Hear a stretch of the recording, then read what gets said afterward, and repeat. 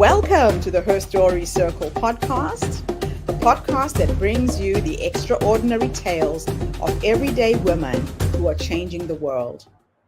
I'm your host, Kathryn Starke, and I'd like to acknowledge traditional custodians of the land on which we meet today. I also like to pay my respects to elders, past, present, and emerging. Every week, we dive into the lives, challenges, and triumphs of women from all four corners of the globe. We're here to inspire, enlighten, and connect, sharing stories that uplift and empower. So grab a cup of coffee, settle in, and join us as we explore the incredible journeys of women shaping our future. This is Her Story, where every woman's voice matters. Hello, everybody, and welcome back to the Her Story TV and the Her Story podcast. This is Kathryn Starke here in beautiful Melbourne, Australia. And today I am graced with the presence of yet another amazing woman. Welcome, welcome, welcome to our show. Please tell everybody your true name, where you're based, how old you are, and share your story with us today.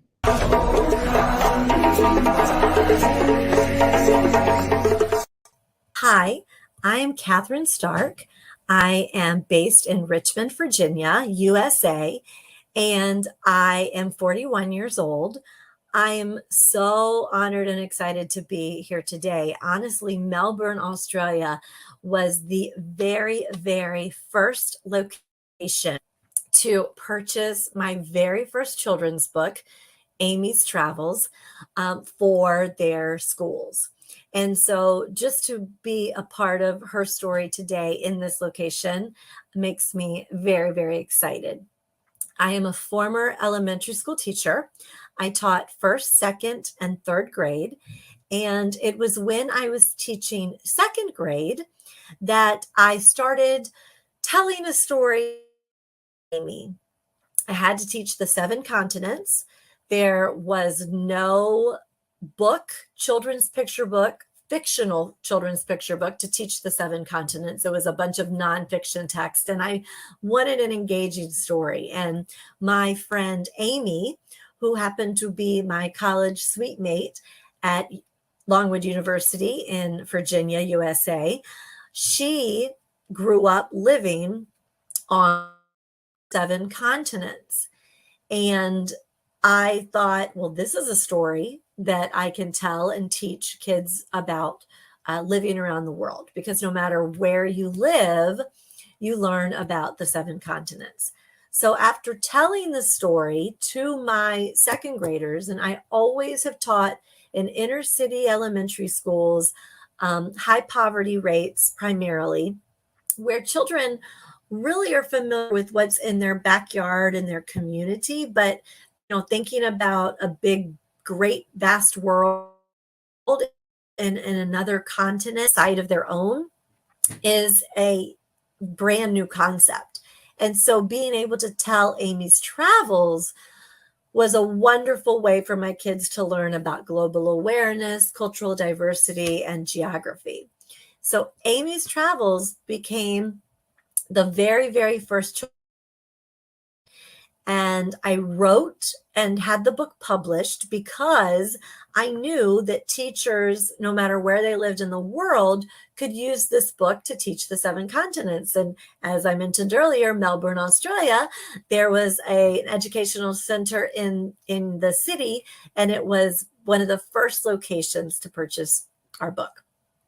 I, being an elementary school teacher and being a reading specialist, I training or formal training in business.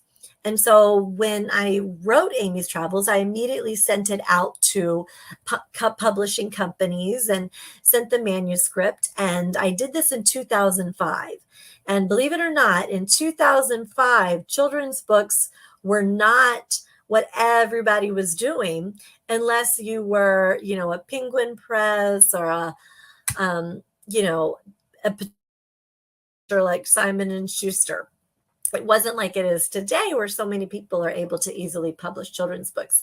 And so I received some interest And the interest always said, I really, really like your book, Amy's Travels, but we don't publish children's books. So I came home and I was explaining this to my dad. My dad is a business person. He starts businesses all the time. And so he said, okay, if no one's publishing children's books, you publish it. You start a publishing company and you publish it. Okay. So reading Forbes, reading Fortune, reading bios of successful entrepreneurs, that's how I learned how to start a company, start a publishing company. And we're still in existence from 2005 to today. And we now publish books, children's books written by other authors, fellow teachers. We publish educational materials. And honestly, I am here owning a publishing company that lasted just because, my dad was like, do it. There are people like your book, do it. And so I was teaching second grade full time, and then running this business on the evenings and on the weekends. And I started doing, guest spots as a guest author. I started helping at book fairs. I started speaking at educational conferences around the country, really teaching teachers how to teach reading. And that's what I primarily do today. Our educational publishing company, Creative Minds Publications, which is based and headquartered in Richmond, Virginia, USA, it really was created to promote a love of literacy. And so it's with Amy's Travels. And then it went into my consulting work, which is the fact that now I train teachers how to teach reading. I help low performing elementary schools succeed and achieve literacy success. I now have educational books, Tackle Reading and A Touchdown in Reading, that are now used in schools around the world. In fact, the UK, I just got back from a lovely trip to London. The UK has selected A Touchdown in Reading, an educator's guide to literacy instruction, as one of the top best books to teach kids to read. So that is absolutely an honor. And there's a lot of work for us to do worldwide. And because I know that there's so much work to do, I've always wanted to use my books for a greater purpose than just holding the book in your hand. And so our company created the mission Publishing for a Purpose. And so every single book that we do, we use it to either highlight a philanthropic effort, a nonprofit organization. We've partnered with organizations that are Latinx familiar communities that will to really raise awareness of Amy's Travels and get back to those communities. We have raised money and sold books to give awareness to nonprofits in New York with one of our children's books too. And one of the biggest projects that I have done was with our book, Tackle Reading. And for 6 years in a row, I have been fortunate to partner with the NFL in the USA and to really promote a love of literacy with a passion for football. So every March, which happens to be National Reading Month, we go into elementary schools, inner city schools around the country, and NFL coaches, NFL cheerleaders, staff, you name it, donate their time to read to elementary school kids. And so we're really talking about promoting a love of literacy with a passion for football. And I understand that sports is a strong motivator for kids. And one of the first ways to get kids excited about reading is motivation. And so if I'm working with reluctant readers, and to more often than not be boys, who may or may not be a football fan or a sports fan, this has really been something that is really helpful to them. And I can tell kids all day long, read for 20 minutes, read for 20 minutes. It's going to make a great difference. And then your favorite athlete comes into your school wearing their jersey and they say, read for 20 minutes. And, obviously it's a bigger, like, oh my gosh, he told me to read for 20 minutes, so now I'm going to. And a lot of these athletes they're able to share their own stories, how, they might not have loved reading when they were little, or it might have been challenging for them. And really explaining that no matter what job you go into in life, reading is a life skill. So being able to read street signs, being able to read menus, being able to, read brochures, being able to read books, of course, and then materials that support your industry. So literacy is a lifelong skill. All I have ever loved my entire life was reading and writing. And so when I was able to combine these two things and put them in a company and really, really create a greater impact behind just one classroom, and just one school. I still consider myself a teacher, always. I just room, and I'm able to work with a larger amount of people. And I've always said, I really want to teach the world to read. And it started with Amy's Travels, a book that taught about the world. And then to transition from that, into publishing other children's travel books, and into Tackle Reading, which is a parent resource to help parents help their kids successfully read at home. And then now a Touchdown in Reading, continuing on with that football, mix up there we wanted to do. And as we head into, another year, September is International Literacy Month. So we do a lot there with our guests and our books and everything. And then, of course, we always plan for our big March events. And I'll offer this program specific schools and, specific principals that I might know. Every time I offer it, they say, yes, we want a Tackle Reading program at our school. How much does it cost? And being an elementary school educator myself, that knows that, like, we even buy our own, folders. Sometimes we even buy our kids' supplies so many times. So of course, when they said to me, how much is this? It wasn't an off the wall question. But when I say to them, it costs nothing, it's $0, they are shocked.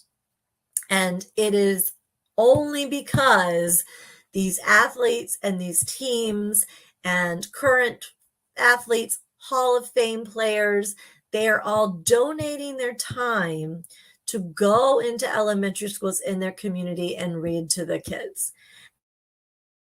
Get the opportunity to have companies donate books, and it costs nothing. I mean, for nothing. People can write a check for $1,000, $2,000, and we're giving books to every child in the school to take a book home. Many of their home libraries have 0 books. And so I am just grateful that I can continue this partnership. And my entire childhood, all I wanted to do was read and write and teach. And so for me to be able to now read manuscripts of other authors who want to publish with us, write more and more books, and teach teachers and train teachers how to teach reading, I'm just very fortunate to be able to work and live out my personal passions, my personal dreams as a child. I was the child that went to school every day and came home and then played school into the night and into the weekend. I was the child that always had a book in my hand and always had a notebook in my hand. And it was certainly to create new stories and make lists and, write letters and whatever it might be that I'm doing. And so, interestingly enough, for me to be able to really take my childhood passions and my childhood hobbies and put them in a business that continues to grow and expand is just all that I can say is how grateful that I am. And now I am able to connect with people around the world, because again, no matter where you live, you have to learn to read and write. And a lot of times kids in other countries are learning English. and how to read and write in English. So being able to connect with these educators and share our books and share our knowledge and just continue to increase the awareness of literacy is exactly what I feel like I was born to do. And now I'm just so happy to be able to expand my reach in a capacity that hopefully is truly helping to read. You know, Kathryn, when I saw your response for my request for interview subject, I got really excited. Excited on a number of parts. We share a passion for education for a start. You know, having been born in Zimbabwe and realizing the power of education as a key that unlocks potential, that breaks the cycle of poverty. I absolutely love everything you're doing. You know, I don't even know where to start. So let's go back to the beginning.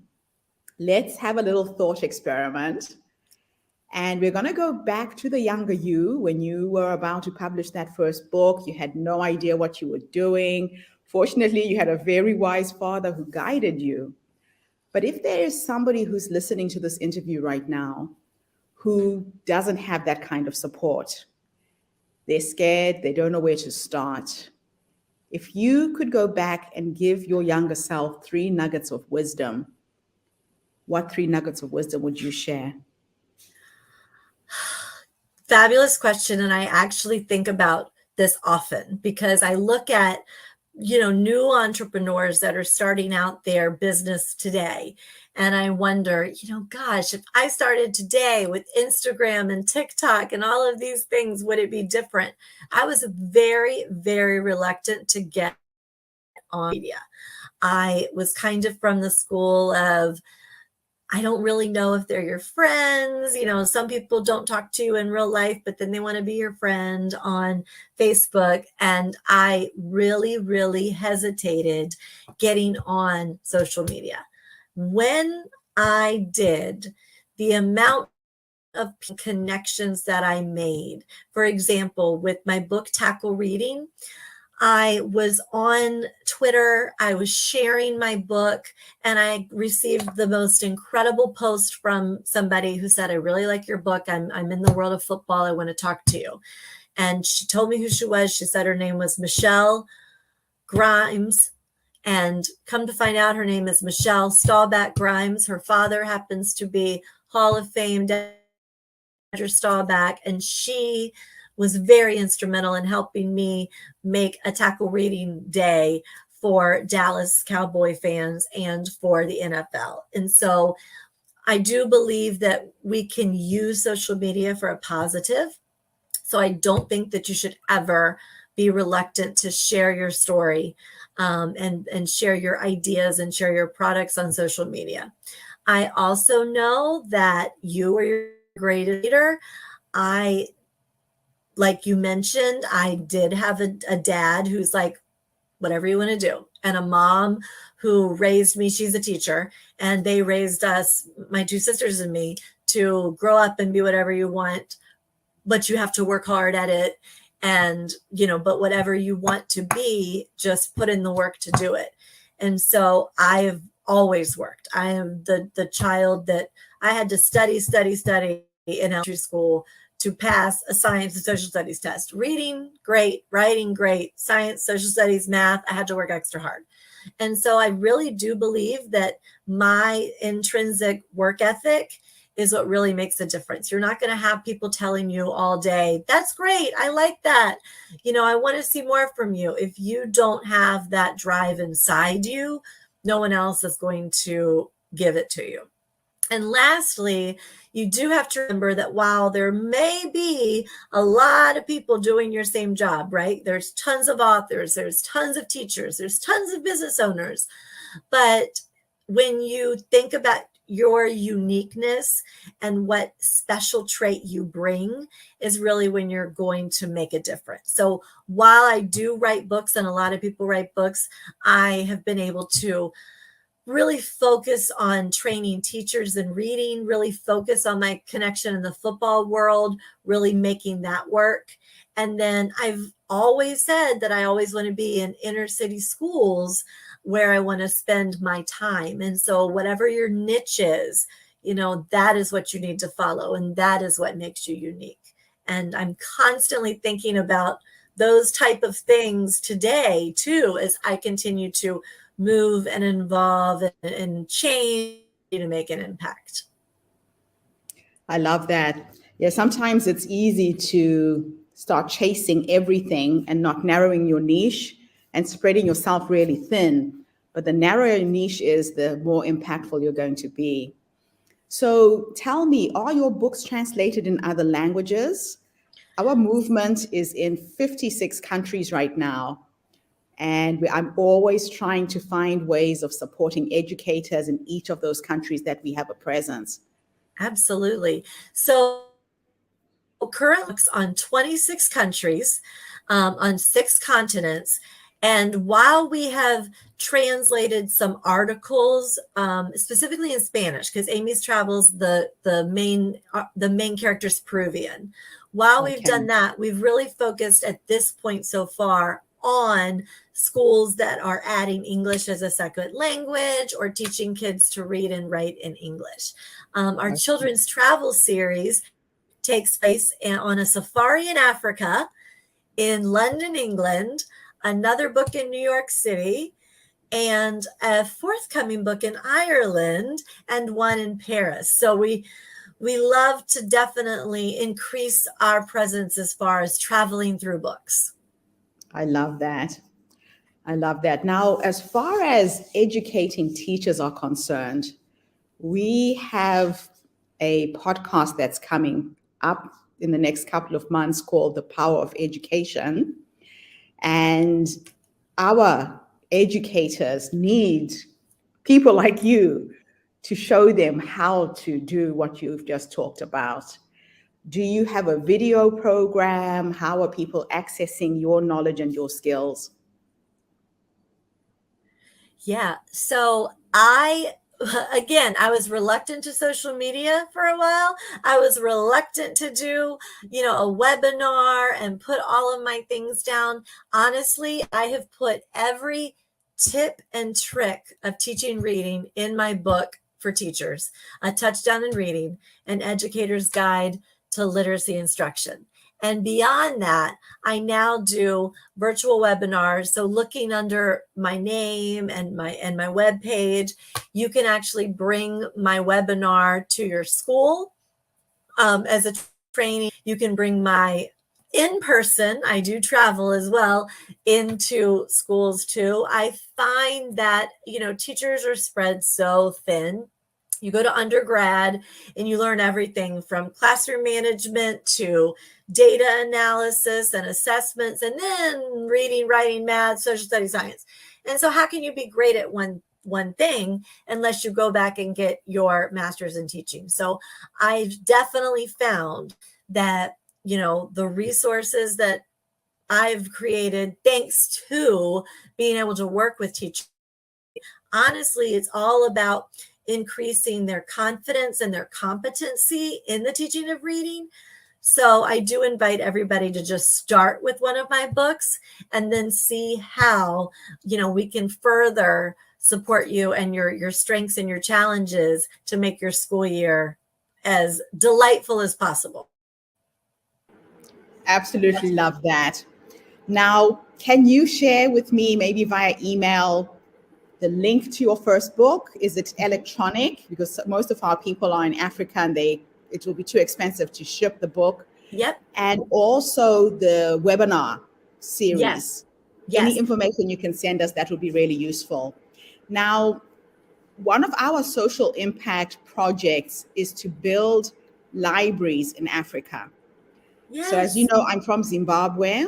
Yes. I have taken over a small primary school where my ex-husband went to school. His whole family are around this particular school. Yeah. And I'm building a library in honor of my father-in-law, who was also a teacher. Yeah. Now, I've been collecting secondhand books from people who have young kids, and we're shipping a container full of books to Zimbabwe. Wow. And the vision we have is that when the container gets to the village, We empty out the container and build a library with the help of the community and kind of create a employment by getting the community members to make the bricks that we need, the window frames, the door frames, and everything. And then the actual container is going to be converted into the first health clinic in this community as well. Oh my gosh. Now, I'm excited that I have met you. You are almost like an answer to a prayer because we need support to pull this off. Yeah. My vision is to create a mobile library. So I went through a very traumatic separation that led to divorce, that led to heart failure in 2017 and almost died. And this is going to be my legacy. This is what I leave behind in terms of having been on this planet and leaving this world a better place. So I started collecting books by speaking in primary schools all over New Zealand. Uh-huh. And when I got to the school, I'll tell the principal to tell the kids to bring any books they don't want. Yeah. In 90 days, Kathryn, I collected 65,000 books. That's incredible. Filled a 40-foot container that's going to be shipped to Zimbabwe. And that's where the whole idea of tying in a clinic. So I bought the container. It's actually a physical container that I bought so that we can refurbish it and instantly create a clinic to service the children and that community.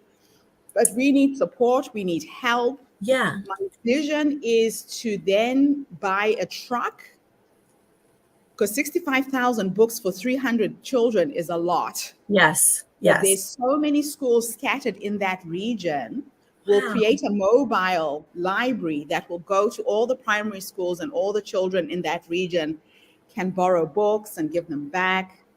So you and I need to talk. Yeah.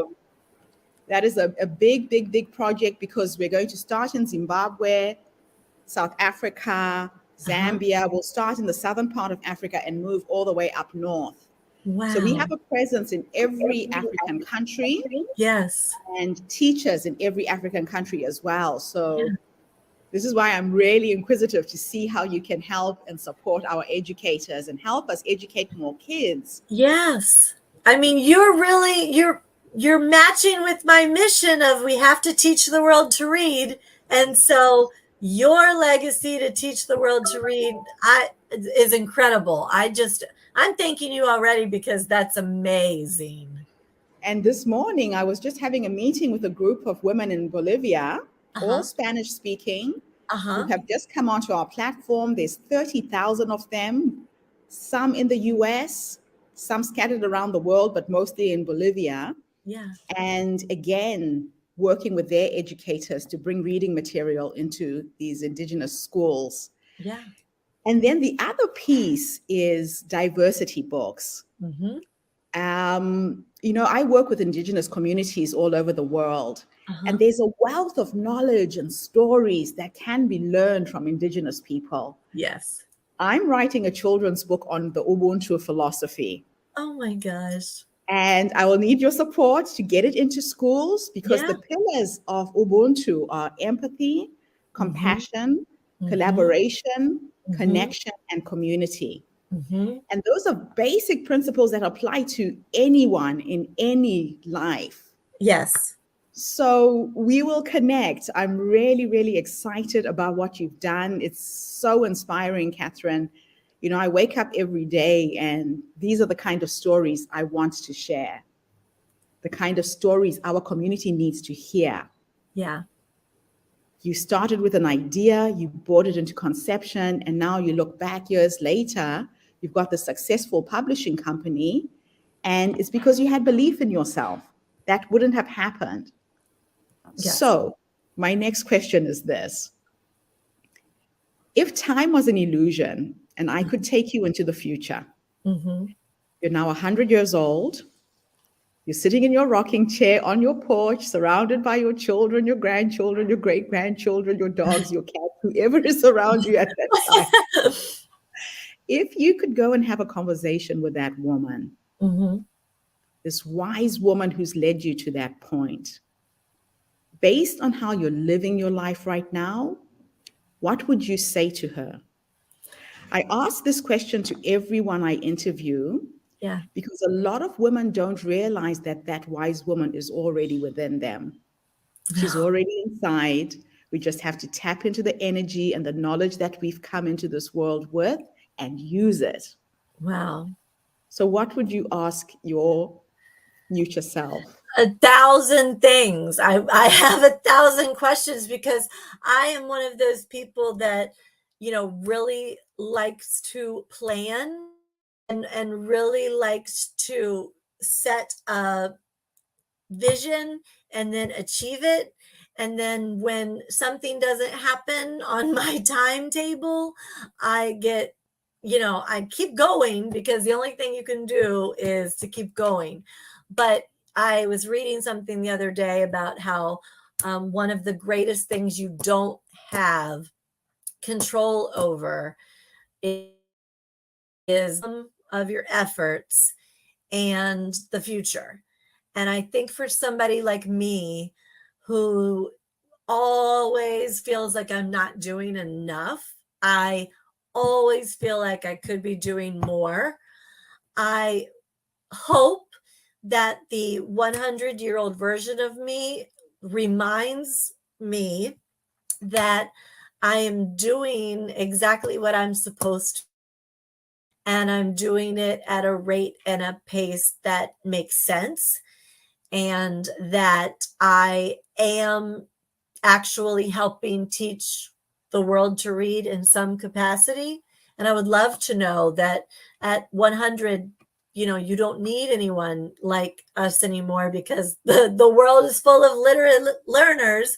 And the whole goal is to honestly put myself out of a job because that all the kids around us love literacy and love learning and love books. And I also hope that books do not go out of style, even though everything is online now. There's something about, and you're doing it, collecting your books. When you give the gift of reading to a child, and a child can actually hold something and take it home, that makes such a difference. So if I can just be surrounded by young readers and traditionally printed books too, I'll be happy. You're like me. Children learn through incidental learning. I don't think we can ever replace the physical book. Mm-hmm. When they're flipping through a book, they will see something else they hadn't seen. They'll get curious. So we have to keep printing these books. We have to keep this medium alive. I don't think we can quite replace it in a digital way. Yeah. So my last question for you is there anything I should have asked you and I didn't? What are your parting thoughts for us today? Honestly, you ask great questions. You ask questions that make me think and try to become better. I appreciate the opportunity for me to talk about tackle reading and how we're really trying to combine publishing for a purpose, and how truly through books and teacher training, and I'm even working in ed tech in a capacity to really, really focus on, to read programs don't teach kids to read, teachers teach kids to read. And when we can utilize trainings and books and educational technology resources that remind us of the importance of teachers and relationships and reading, I think we're going to really, really be creating a much savvier, successful future. Fantastic. Kathryn, it's been an absolute pleasure and honor to meet you. Thank you for your work. Thank you for making a difference in the lives of children all over the world. Thank you. Right back to you. Anybody wants to get hold of you, you've got your website scrolling at the bottom of the screen. Please get in touch with Kathryn. Her Story Circle is attracting some phenomenal women, movers and shakers, women who want to leave this planet a better place than how we found it. So tune in again tomorrow when I interview yet another fascinating guest. In the meantime, have a fantastic day, morning, or evening, wherever you are in the world. And Kathryn, thanks again for this interview. Thank you so much. Bye for now, everybody. Thank you for tuning into the Her Story Circle podcast. I hope today's story has inspired you to believe in the power of our stories and the difference you can make in the world when you use your voice. I'm Gertrude Mache, and it's been an honor to share this space with you, where voices from all walks of life come together to weave a rich tapestry of diverse perspectives. Don't forget to subscribe, rate, and review our podcast to help us share these stories with more listeners. Follow us on social media by looking for the Her Story Circle podcast for more updates. And join us tomorrow for another episode filled with courage, resilience, and empowerment. Remember, your story matters, and together we're building a stronger, more inclusive world. Until next time, keep